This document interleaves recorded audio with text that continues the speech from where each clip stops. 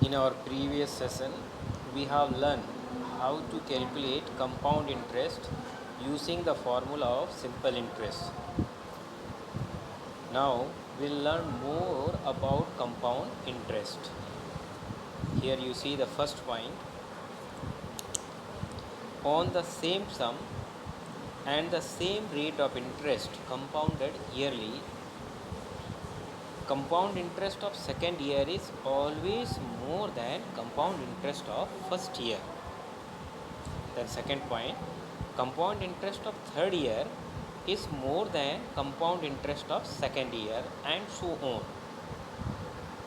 In the same way, if the interest is compounded half yearly, then compound interest of second half year is more than compound interest of first half year.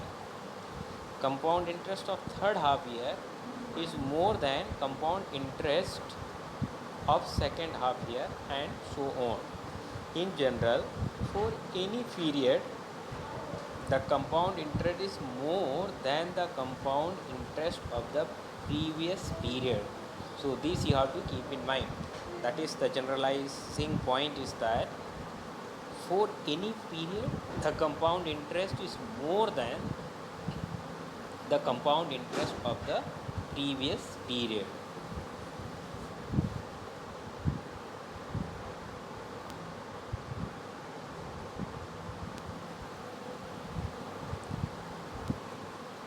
The difference between the compound interest for any two consecutive conversion period, year or half year, is the interest of one period on the compound interest of the preceding conversion period. Once again I repeat, here you see the difference between the compound interest for any two consecutive conversion periods is the interest of one period on the compound interest of the preceding conversion period. Now understand here with example. If rupee is 700 and rupees 750 are the compound interest for any two consecutive years. Let us say here 700 is the compound interest of second year and rupees 750 is the compound interest of third year.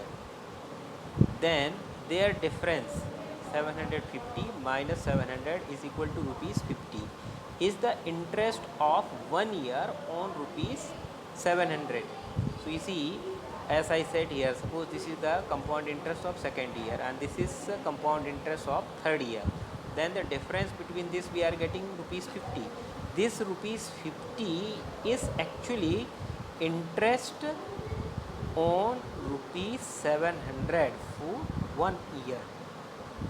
Okay, and if rupees 700 and rupees 750 are the compound interest for two consecutive half years, this was in case of year. Now if suppose here we take rupees 700 as the interest for the first half year, and let us say rupees 750 is the interest for next half year, then the difference is rupees 50 is the interest of half year on rupees 700. So this additional money what we are getting is the interest on rupees 700. Here rupees 700 means that is the interest,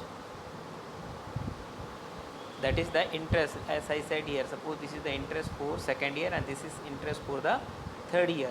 So what we can say here, this rupees 50 is the interest gain on rupees 700. Okay. Similarly, the difference between the amounts for any two consecutive conversion period is also the interest of one period on the amount of the preceding period. The difference between the amounts for any two consecutive conversion periods is also the interest of one period on the amount of the preceding period. Now understand this point. If rupees 1500 and rupees 1600 are the amounts for any two consecutive conversion period, let us say this is amount after first year and this is amount after second year. Then difference between these two amounts we are getting rupees 100. This rupees 100 is actually interest on rupees 1500 for 1 year. Okay, so here rupees 100 is the interest on rupees 1500 for one conversion period.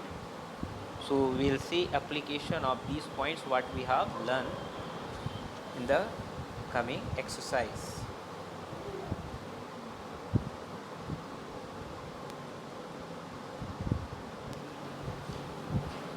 To understand the above points, now let us take one example. A sum of money is invested at compound interest payable annually. The amounts of interest in two successive years. The amounts of interest in two successive years are rupees 2700 and rupees 2880. Find the rate of interest. So here we are given these two, rupees 2700 and rupees 2880. These are the interest for two successive years. So first we find difference between this.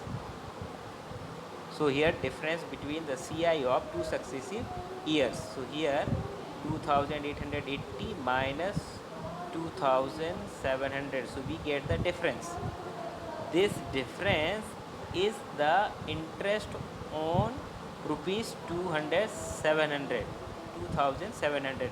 So here we are asked to find out the rate of interest. So to find out the rate of interest, we will take rupees 180 as interest and rupees 2700 as principal, and time is equal to 1. Then easily we can find out the rate of interest. So this implies rupees 180 is the interest of 1 year on rupees 2700. Now rate of interest, this is the formula, 100 into interest whole upon P into T. P is the principal, T is the time. So here 100 interest we have got 180 and principal will take 2700. The reason, as we discussed above, is that rupees 180 is actually interest gain on rupees 2700. Therefore this rupees 2700 will be taken in place of principal and time is 1. So when we solve it, we are getting 6 whole 2 upon 3%. So I hope you might have understood the question.